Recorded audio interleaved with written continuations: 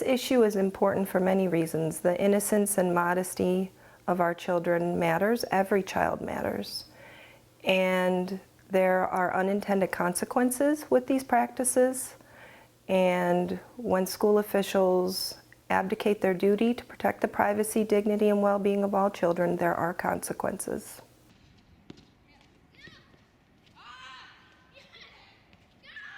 My children, just like most children in this country, have a reasonable expectation of privacy in these intimate spaces.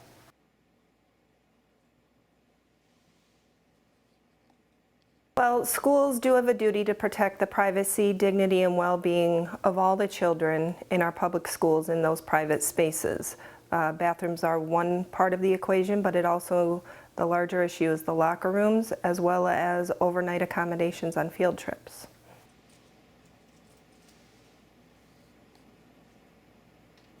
What I'm seeking is what most parents are seeking, which is when we drop our children off, we know that they will be cared for and that their privacy and dignity and well-being will be intact while they're at school.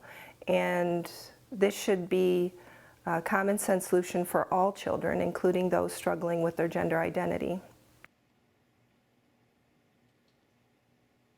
Well, the decision was a move in the right direction towards restoring the privacy, dignity, and well-being of all the children in our schools in those private spaces. It was a move in the right direction.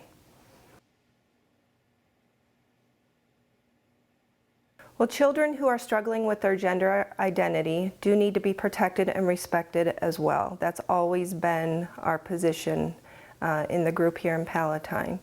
We want all children's privacy and dignity and well-being to be taken into account, and schools do need to provide accommodations for students who are struggling, such as a private and safe space for them to change clothes.